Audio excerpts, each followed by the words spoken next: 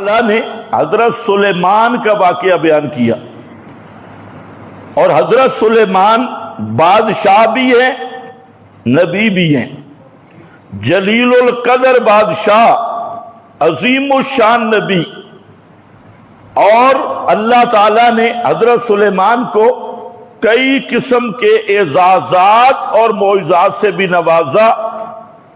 ان معجزات میں سے ایک معجزہ یہ تھا کہ حضرت سلیمان علیہ السلام پرندوں کی بولیاں جانتے تھے۔ پرندہ، کوئی پرندہ بھی وہ اپنی بولی بول رہا ہوتا تو حضرت سلیمان علیہ السلام کو اللہ نے یہ معجزہ عطا کیا کہ حضرت سلیمان اس کی بولی سمجھتے کہ یہ پرندہ کیا کہہ رہا ہے۔ علمنا منطق الطیر، اور یہ بڑا اعزاز تھا پرندوں کی بولیاں سمجھنا۔ اسی طرح اللہ تعالیٰ نے حضرت سلیمان کو یہ اعزاز دیا کہ جنات جو بڑی شریف مخلوق ہے، بھائی نہیں پتہ نہیں کیا کرتے ہو تو روزانہ بھول جاتے ہیں بٹن، جنات جیسی شریف مخلوق کو حضرت سلیمان کے تابع کر دیا۔ حضرت سلیمان کے مستری مزدور جن تھے، ان سے بڑے بڑے کام لیتے، دریا میں، سمندر میں، عمارتوں میں، اور ان میں بڑے غوطہ زن اور سمندر سے موتی نکالنے والے۔ تو جنات پر بھی اللہ نے حضرت سلیمان کو حکومت عطا کی، اور وہ آپ کی رعایا اور آپ کے تابع تھے۔ اسی طریقہ سے ہوا کو مسخر کیا۔ حضرت سلیمان علیہ السلام کا تخت ہوا لے کر اڑتی، اور وہ ہوا بھی اس طرح اللہ نے مسخر کی، اگر آپ موٹر سائیکل پہ بھی چڑھیں تو آگے سے ہوا اتنی تیز ہوتی ہے کہ بڑا مشکل ہوتا ہے، اور گاڑی کی ہوا اور زیادہ تیز ہوتی ہے۔ لیکن حضرت سلیمان علیہ السلام کے لیے اللہ نے ہوا کو اس طرح مسخر کیا کہ تخت ایک مہینے کی مسافت صبح اور ایک مہینے کی مسافت شام کو، لیکن وہ نیچے سے تیز ہے، اوپر شیشے بیشے بھی نہیں، اور تخت ہوا پہ، اور اوپر سے فرمایا رخا، اوپر تیز نہیں معلوم ہوتی تھی، بالکل نرم محسوس ہوتی تھی، جیسے پرسکون۔ حالانکہ آپ اندازہ کر لیں کہ ہوائی جہاز جب چلتا ہے تو کسی کو ہوائی جہاز کے اوپر ذرا بٹھا دو تو وہاں ٹھہرنا ہی ناممکن ہے، لیکن اللہ تعالیٰ نے ہوا کی رفتار تو تیز رکھی، لیکن اس کے اوپر کے زور کو ختم کر دیا، نرم ہوا اور بغیر تکلیف دینے والی۔ یہ ساری عظمتیں اور شانیں عطا کرنے کے بعد اب حضرت سلیمان پر وقت آ گیا جو ہر مخلوق پہ آنا ہے، وہ وقت ہے موت والا۔ عظمتیں بڑی بیان کی، لیکن موت ایسی چیز ہے جو کسی کی پرواہ نہیں کرتی، بادشاہت بھی نبوت بھی۔ تو موت کا وقت جب قریب آیا تو یہی بیت المقدس جہاں آج جھگڑا ہو رہا ہے اور لڑائی ہو رہی ہے، تو اس بیت المقدس کی تعمیر ہو رہی تھی، یہی اسی کی تعمیرات جاری تھی،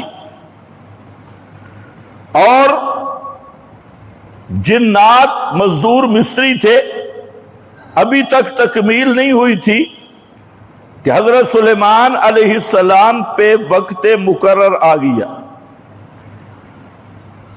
تو انبیاء کرام کے خصائص میں سے ہے کہ انہیں اکراماً اطلاع دی جاتی ہے، اور وہ اختیار بھی اکرامی ہوتا ہے، تو حضرت سلیمان علیہ السلام کو ملک الموت نے جب موت کی خبر دی تو حضرت سلیمان علیہ السلام کو فکر لگی کہ اگر مجھ پر موت آ گئی تو یہ جتنی عمارت بنی ہے جنہوں نے تو اس کو بھی بگاڑ دینا ہے، تو یہ جو مسجد ہے بیت المقدس یہ رہ جائے گی۔ تو حضرت سلیمان علیہ السلام نے عرض کی کہ میں ایک شیشے کے کمرے میں کھڑا ہوتا ہوں اور وہاں آرام سے میری روح کو نکال لو تاکہ جنات کو سمجھ نہ لگے کہ مجھ پہ موت آ گئی۔ آپ ذرا سوچتے بھی ہیں حضرت سلیمان نے یہ کام کیوں کیا کہ اگر موت آ گئی تو ان جنوں پر میرا بس نہیں چلے گا، تصرف نہیں چلے گا۔ پیغمبر پہ موت آئے تو جنوں پہ تصرف نہیں، اور پاکستانی بابوں پہ موت آئے تو پوری پنڈی چلا رہے ہیں، اسلام آباد چلا رہے ہیں۔ اور پچھلے دنوں ایک اور ولی اللہ کی خبر آئی، وہ بلاول بھٹو صاحب کا دادا تو نہیں ہے، نانا بھٹو صاحب۔ تو آپ کا بلاول کہہ رہا تھا کہ بھٹو ذوالفقار علی بھٹو قبر سے حکومتیں گرا بھی رہے ہیں اور لا بھی رہے ہیں۔ قبر سے بھٹو صاحب جی قبر سے حکومتیں گرا رہے ہیں اور لا بھی رہے ہیں۔ آپ اندازہ کریں اب ایسے بے ایمان تمہارے حکمران ہیں، یہودیوں سے بھی بدتر اور عیسائیوں سے بھی بدتر۔ تو بھٹو صاحب حکومتیں بنا رہے ہیں اور حضرت سلیمان کیا کہہ رہے ہیں کہ مجھے یہاں شیشے کے کمرے میں میری روح نکلے تاکہ یہ جن کہیں گڑبڑ نہ کریں۔ اسی طرح وہ تو بابا بھٹو بھی اب بابا بن گیا، بابا نیک بابا۔ اور جو دوسرے بابے ہیں تو یہ تو جناب پورے متصرف ہیں، کوئی بیٹا دینے والا، کوئی بیٹی دینے والا، کوئی حکومتیں بنانے والا، کوئی چلانے والا۔ آپ اگر اپنے حکمرانوں کو دیکھیں، شہباز ہو، نواز ہو، اور وہ مریدنی والا عمران ہو، کوئی بھی ہو، تو سب کے سب قبر پرست ہیں، یا گھوڑا پرست یا قبر پرست۔ تو ان کا یہ نظریہ ہے کہ سب کچھ کرنے والے بابے ہیں۔ مرنے کے بعد غازی بچا رہا ہے کراچی کو طوفانوں سے، سمندر کا طوفان آئے، کیا کہتے ہیں میڈیا، غازی صاحب نے بچا لیا، فلاں نے بچا لیا۔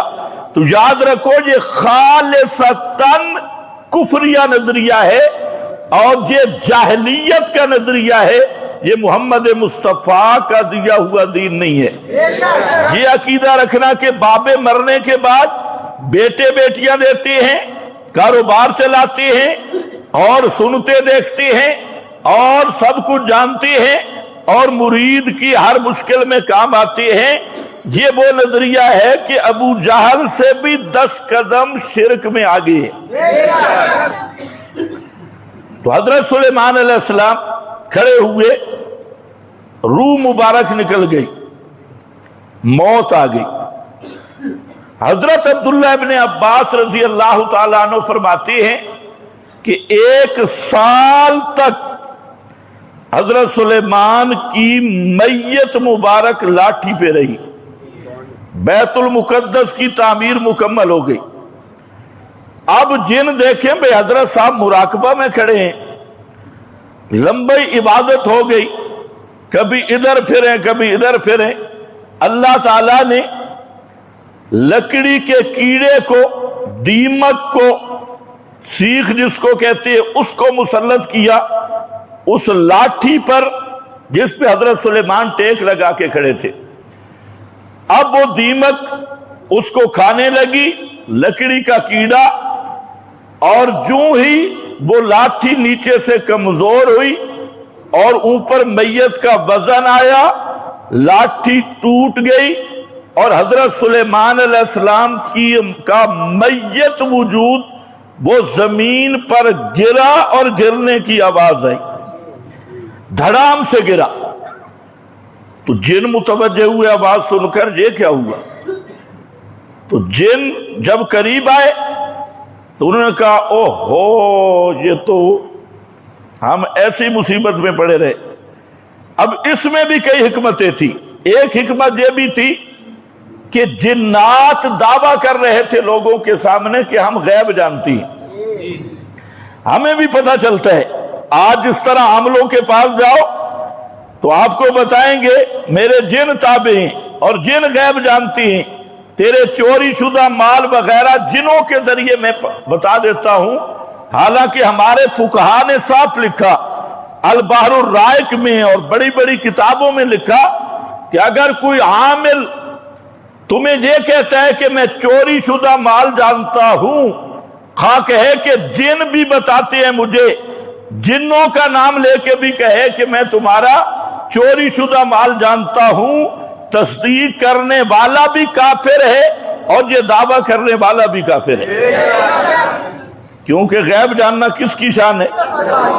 آج تو جناب مولوی بیٹھے ہیں انگوٹھے پہ سیاہی لگا کے، انگوٹھے پہ سیاہی لگائی اور نابالغ بچہ سامنے بیٹھا، اور نابالغ تو بالغ کیوں نہ بٹھاؤ، اور نابالغ بچہ سامنے بٹھاؤ، اے جی جنوں کا بادشاہ آ گئی ہے، حاضر ہو گئی ہے، فلانی چیز کہاں ہے؟ یہ کراچی پشور کی خبریں دی جا رہی ہے۔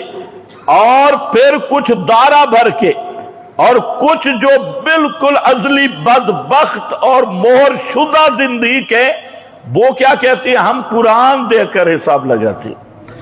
یہ سب سے بڑے بدبخت کہتے ہیں قرآن دیکھ کر ہم تمہیں بتاتی ہیں۔ تو اب وہ قرآن کیسے دیکھتے ہیں کہ قرآن کھولا، کہیں حضرت موسیٰ کا واقعہ آ گیا، جادوگروں کا واقعہ آ گیا، تو انہوں نے کہا اب تجھ پہ جادو ہوگی، تجھ پہ فلاں ہوگی ہے۔ اور کچھ ہیں وہ یوں گٹھے لگاتی ہیں۔ تو میں نے کہا کئیوں کو کہا کہ میں یہ جو تم گٹھ لگاتے ہو، کوئی بھی میں اس کو گٹھ لگاتا ہوں جو بھی ہو تو وہ 10 انچ آگے کر کے پیچھے کر کے سارا کچھ ہو جائے گا۔ تو ہاتھ کی صفائی سے او جی بڑھ گئی ہے، لکیر لگا کے بڑھ گو، بڑا جادو ہے، تو مرنے والا ہے، فلاں فلاں۔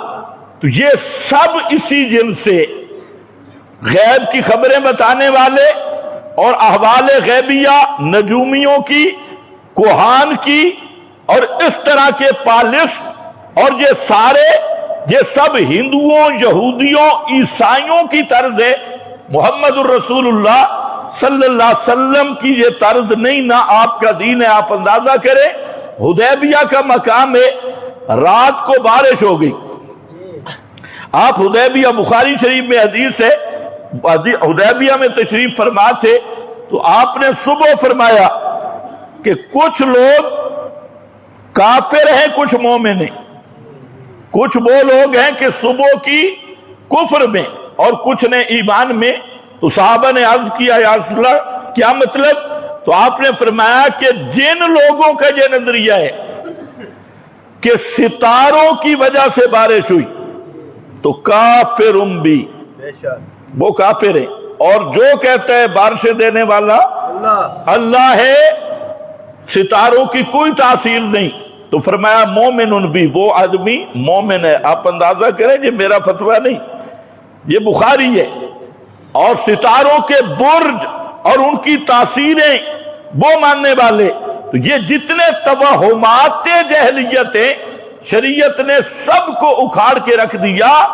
تو جنات کا دعویٰ تھا کہ ہم غیب جانتے ہیں، اللہ تعالیٰ نے ان کا پول بھی کھول دیا کہ اگر یہ غیب جانتے ہوتے، حضرت سلیمان پہ موت آ گئی اور یہ کام پہ لگے رہے اور انہیں قریب کھڑے ہوئی میت کا پتہ نہیں چلا کہ یہ زندہ ہے یا میت ہے۔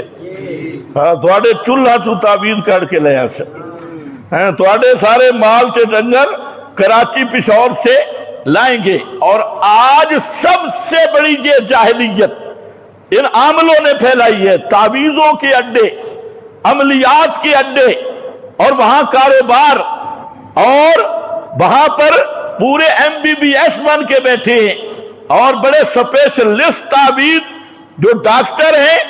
ڈاکٹر تو جناب کوئی ایک چیز کا اسپیشلسٹ ہوتا ہے، لیکن جو عامل ہے یہ ہر چیز کا اسپیشلسٹ ہے، صرف پیسے دو. خیر، عامل پہلے بھی ہم سے ناراض ہیں، پھر نہ ہو جائے. تو اب یہاں قرآن پاک کا ذرا انداز دیکھو. فرمایا فلما قضینا علیہ الموت،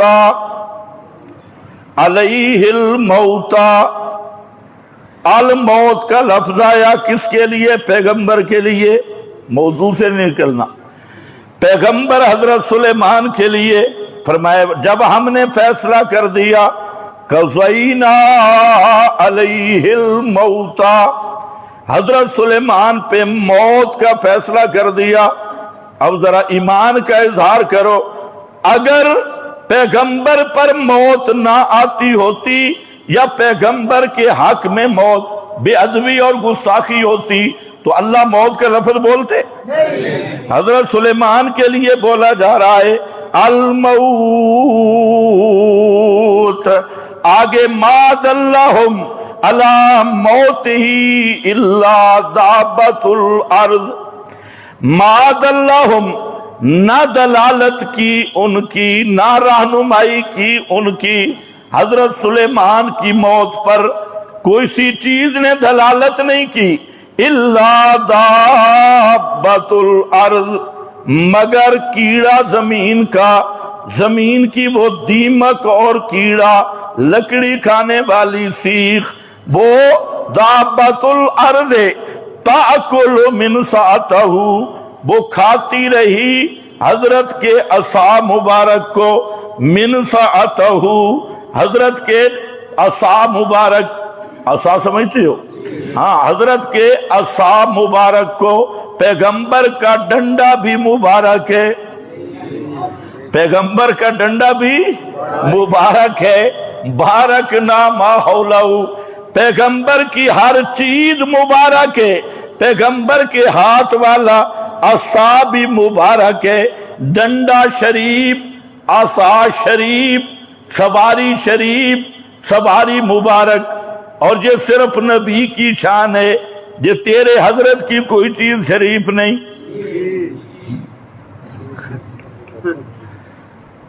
یہ پیغمبر کا مقام ہے کہ پیغمبر کی سواری بھی مبارک ہے، پیغمبر کا عصا بھی مبارک ہے. توجہ ہے نا؟ ہاں، انہوں نے پیغمبر والا پروٹوکول پیروں کو دیا ہے. اور یہ پیر بھی، پیر بر وزن خنزیر، سرپی وزن بنے نہ بنے، یہ جو موجودہ مروج پیر ہیں ان کو یہ پروٹوکول دیا. اور کیا؟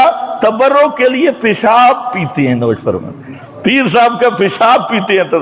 اور یہ ایسی گپ نہیں ہے، ہم نے خود دیکھا. شادی، ہمارے رشتہ دار تھے، شادی تھی تو انہوں نے سلطان باؤ کے پیر آئے، وہ کتوں والے اور گھوڑوں والے پیر، وہ آئے تو ان پیر صاحب کو ایک بڑے تھال میں بٹھایا اور اس کو غسل دیا، اور پیر صاحب کے وجود سے جو پانی لگا ہوا نیچے رہ گیا وہ سالن میں ڈالا بطور تبرک. اور وہ پانی کہاں کہاں سے گزرا تھا قابل بیان نہیں. پیر صاحب کی کس کس راستے سے پانی گزر کے نیچے جمع ہوا اور اس کو بطور تبرک کے. اور ان بے ایمانوں کو پتہ نہیں ہے کہ یہ کسی پیر کی شان نہیں ہے. محمد الرسول اللہ کی شان یہ ہے کہ آپ کے منہ مبارک سے نکلا ہوا تھوک بھی مبارک ہے، آپ کے وضو کا پانی بھی مبارک ہے، اعضاء کے وضو کا پانی بھی صحابہ اپنے منہ پر مل دیتے تھے، اور آپ کی تھوک مبارک، لعاب مبارک بھی خوشبودار اور شفا بخش اللہ نے بنا دی. تو بہرحال میں عرض کر رہا تھا کہ پیغمبر حضرت سلیمان کا عصا مبارک کو سیخ کھانے لگی، کھا گئی. فلما خر، پس جب حضرت سلیمان کا میت وجود گر گیا، فلما خر میتن سب مفسرین نے لکھا خرا میتن، حضرت سلیمان کا مظہری نے لکھا میتن، البحر المحیط نے لکھا میتن، امام قرطبی نے لکھا میتن، امام خازن نے لکھا میتن، یہ سارے بزرگ کہتے ہیں خرا میتن، حضرت کا میت وجود گر گیا۔ کون سا وجود؟ موت کے بعد نبی کی حالت بھی کیا ہوتی ہے؟ الحی یا میت؟ میت وجود گر گیا۔ اب ذرا دیکھ میرا بھائی، ضد نہ کر اور بڑے پیار سے مسئلہ سمجھ۔ پیغمبر کا میت وجود لاٹھی کی ٹیک نکل گئی تو کھڑا رہ سکا؟ کھڑا رہ سکا؟ اگر کھڑا ہوا بغیر ٹیک کے کھڑا نہیں رہ سکتا تو پڑا ہوا قیاموں قعود سے نمازیں کیسے پڑھ سکتا ہے؟ پڑا ہوا اٹھ کے قیاموں قعود سے نمازیں بطریق اولا نہیں پڑھ سکتا۔ اب یہاں سال گزر گیا، دنیا کے کسی مولوی سے پوچھ لو حضرت سلیمان نے نمازیں پڑھی تھی؟ پوچھو پوچھو پوچھو۔ سال تک میت وجود کھڑا رہا اور ساری دنیا کے ملا جمع ہو جائیں، ایک روایت نہیں پیش کر سکتے کہ حضرت سلیمان کے میت وجود نے کوئی ایک نماز پڑھی ہو۔ نبی کریم علیہ السلام کا پاک وجود 3 دن بغیر دفن کے ام المومنین کے حجرہ میں رہا اور 3 دن نمازوں کے ٹائم آتے رہے، مسجد نبوی میں جماعت ہوتی رہی۔ پیغمبر کریم کا پاک وجود حضرت عائشہ کے حجرے میں رہا۔ دنیا کا کوئی مولوی، ویسے باں کرنی آسان ہے، ذرا بتائے نا صحابہ کرام بھی وہاں موجود ہیں جو پیغمبر کی ایک ایک حالت کو نقل کرنے والے ہیں۔ ان 3 دنوں میں میرے نبی نے کوئی ایک نماز پڑھی ہو؟ جی ایسے لوگوں کو بیوقوف بناتے ہو۔ یہ تو 3 دن آپ کا پاک وجود حجرہ میں ہے، خدا کی قسم اگر ایک نماز بھی ان 3 دنوں بعد موت کے حجرہ میں پڑھی ہوتی تو صحابہ ضرور بیان کرتے۔ ایک ایک حالت کو بیان کرنے والے، آپ کے وجود کی ایک ایک حالت اور خوشبو تک کو بیان کرنے والے، موت کے بعد اگر پیغمبر کریم نے کوئی نماز پڑھی ہوتی، حضرت سلیمان سال تک رہے، لاٹھی کی ٹیک نکلی، وجود نیچے گر گیا۔ میرا بھائی مسئلہ بالکل صاف ہو گیا، آگے تیری قسمت ہے، تو محمد بن مروان کی طرف جانا ہے، جھوٹی روایتوں کو ماننا ہے یا خدا کے قرآن کو ماننا ہے؟ رضینا قسمت الجبار فینا، ہم تو اللہ نے جو ہماری قسمت بنائی ہم اس پہ راضی ہیں۔ لنا کتاب اللہ، ہمارے لیے اللہ نے کتاب اللہ ہماری قسمت میں رکھی، اور جھوٹے قصے سنانا تمہاری قسمت میں رکھا، جھوٹی روایتیں سنانا تمہاری قسمت میں رکھا۔ یہ خالص قرآن ہے، کہیں ترجمہ دیکھ لے۔ فلما خر، حضرت کا میت وجود گر گیا۔ اگلا مسئلہ بھی قرآن ساتھ بیان کر رہا ہے کہ جب وجود پاک گر گیا، میت وجود، تبینت الجن، تبینت الجن، تبینت کے 2 معنی ہیں، لازم بھی متعدی بھی۔ فرمایا جنہ دے پول کھل گئے، تبینت الجن، وہ جو جن دعویٰ کر رہے تھے کہ ہم غیب جانتے ہیں، فرمایا کھل گیا جنوں پر، یا جن کھل گئے دوسرے لوگوں پر، دونوں باتیں ہو گئی۔ اس لیے صیغہ ایسا آیا جو لازم بھی ہے متعدی بھی ہے۔ جنوں کو اپنے اوپر بھی کھل گئے، لوگوں کے سامنے بھی جنوں کی حقیقت آ گئی۔ کیا آئی؟ اللو کانوا یعلمون الغیب ما لبثوا فی العذاب المہین۔ اگر جن غیب جانتے ہوتے تو اتنے بڑے عذاب مہین میں، یہ اینٹیں اٹھانے والا، گارے اٹھانے والا، سال تک کے اس بڑی عذاب میں نہ رہتے، مشقت میں نہ رہتے۔ پتہ چل گیا پیغمبر پہ موت کا آنا برحق ہے، پیغمبر کے لیے موت بے ادبی نہیں ہے۔ پتہ چل گیا، اور یہ بھی پتہ چل گیا پیغمبر پہ موت آئے سارے جہان پہ تصرف تو دور کی بات، اپنی جان پہ بھی تصرف کر سکتا۔ ہاں، اور تیسرا یہ بھی پتہ چل گیا کہ پیغمبر پہ موت آ جائے، وجود دفن نہ بھی ہو، زمین کے اوپر بھی ہو، تو اس جسم کے ساتھ نمازیں پڑھنا، اس جسم کے ساتھ نمازیں حجیں موت کے بعد نہیں ہوتی۔ اور چوتھا مسئلہ یہ بھی پتہ چل گیا کہ پیغمبر کا پاک وجود سال تک کھڑا رہا۔ ڈنڈا سخت ہے یا نبی کا وجود؟ نرم وجود۔ اور ڈنڈے کو تو سیخ کھا گئی لیکن نبی کے وجود کو نہیں چھیڑا۔ ڈنڈے کو تو سیخ کھا گئی لیکن پیغمبر کے وجود کو نہیں چھیڑا۔ اللہ نے بتا دیا موت کے بعد چاہے دفن ہو یا نہ ہو، پیغمبر کا وجود بھی محفوظ ہوتا ہے۔ ہاں، یہ خصائص انبیاء میں سے ہے۔ اور یہ بھی بتا دیا ان اللہ حرم علی الارض ان تاکل اجساد الانبیاء، یہ نسائی شریف۔ اور بالکل جو خبر واحد ہو، اور خبر واحد پہ جب امت کا تحامل آ جائے، یعنی خیر القرون کا، اور پھر مؤید بالقرائن، قرآنی قرائن سے مؤید ہو جائے، تو وہ خبر واحد کل متواتر بن جاتی ہے۔ وہ خبر واحد کیا بن جاتی ہے؟ کل متواتر۔ اس لیے تابعین کے زمانے سے اس روایت پہ اجماع رہا ہے، خیر القرون کا اجماع۔ اور پھر قرآنی قرائن، یا حضرت سلیمان کا وجود با حضرت عزیر کا وجود 100 سال تک میت رہا۔ اماتہ اللہ میاتام، 100 سال تک حضرت عزیر کا وجود وہ سالم محفوظ رہا۔ اللہ نے بتا دیا موت کے بعد پیغمبر کا وجود ہوتا بھی میت ہے، ہوتا بھی میت ہے، ہوتا بھی محفوظ ہے۔ اب اسی بات کو سمجھنے کی ضرورت ہے۔ بعض لوگ پیش کرتے ہیں یہی روایت ان اللہ حرم علی الارض، اللہ نے زمین پہ حرام کیا۔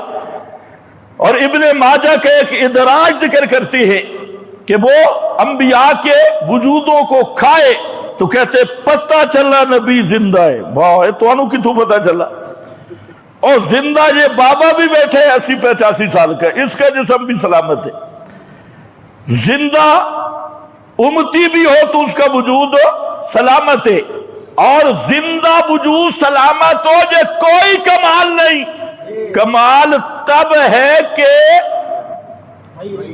میت وجود سلامت ہو۔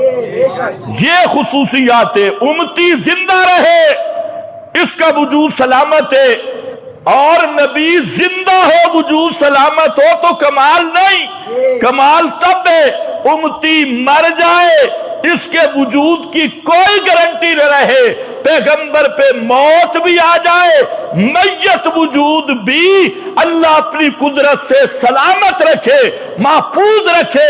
یہ انبیاء کے وجود کی شان ہوتی ہے۔ لیکن بدعتی کو نبی کی شان نہیں پتہ چلتی۔ اور جی وجود تب سلامت ہے کہ زندہ ہے۔ تو میں نے کہا پھر کمال کیا ہے؟ یہ اتنے سارے زندہ بیٹھے ہیں، تمہارے وجود گل سڑ گئے۔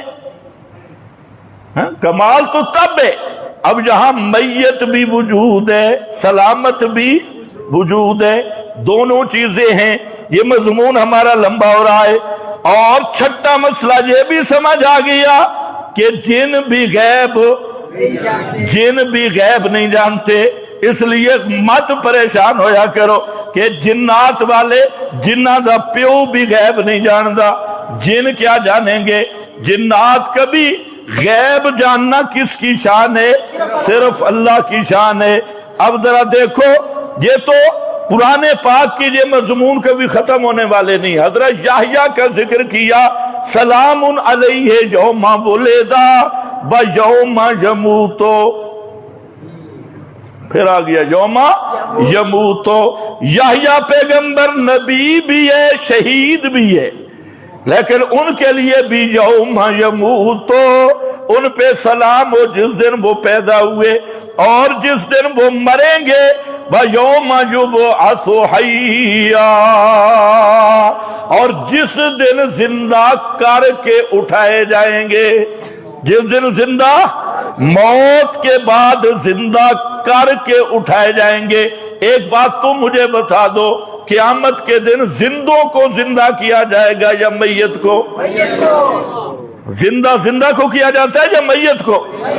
اب اسی پہ دیکھو، بعض مولوی کہتے ہیں نہیں، اب یہاں زندہ ہے، فرمایا یوم یبعث حیا، قیامت کے دن زندہ کر کے اٹھائے جائیں گے۔ حضرت عیسیٰ کا تذکرہ کیا، حالانکہ حضرت عیسیٰ پہ ابھی تک موت آنی ہے، لیکن اللہ نے پہلے ہی ان کا تذکرہ کر دیا، وَالسَّلَامُ عَلَيَّ يَوْمَ بُلِدْتُ وَيَوْمَ أَمُوتُ وَيَوْمَ أُبْعَثُ حَيًّا، وَلَهُ أَحْوَالٌ ثَلَاثَةٌ، پیغمبر کے بھی تین حال ہوتی ہیں، فی الدنیا حیا وفی القبر میتا، فی الدنیا حیا وفی القبر میتا، دنیا میں زندگی، قبر میں میت، اور پھر قیامت کے دن زندہ کر کے اٹھائے جائیں گے۔ پھر حضرت سورہ شعراء حضرت ابراہیم کا تذکرہ کیا اور فرمایا الذی یمیتنی ثم یحیین، الذی یمیتنی، الہ وہ ہے، حاجت روا وہ ہے جو مجھے موت دے گا، پھر موت میں رکھے گا، پھر میت رکھے گا۔ ثم آیا ہے موت کے بعد، پھر ثم تراخی کے لیے مجھے موت دے گا، میت رکھے گا، میں میت رہوں گا موت کے بعد۔ کب تک؟ ثم انکم یوم القیامت تبعثون، پھر قیامت کے دن اللہ مجھے زندہ کرے گا۔ یہ کون کہہ رہے ہیں؟ حضرت ابراہیم۔ الذی یمیتنی، سورہ شعراء پڑھ رہا ہوں، ثم یحیین۔ پھر اللہ تعالیٰ نے امام الانبیاء کا ذکر کیا، اور سنو نورانی کوکبہ، نورانی یا ظلمانی تو کہتے ہیں موت آئی کوئی نہیں۔ یہ میرے پاس بخاری شریف ہے، اور بخاری شریف با امیر المومنین فی الحدیث امام بخاری رحمت اللہ علیہ ہیں، مباحث اعظم ہے اور محدثین کا امام بخاری رحمت اللہ علیہ، یہاں آ کر تو خدا کی قسم کمال ہی کر دیا۔ یہاں امام بخاری نے کمال ہی کر دیا، پوری بخاری کمال کی ہے، لیکن جہاں آ کر کمال سے بھی کمال کر دیا۔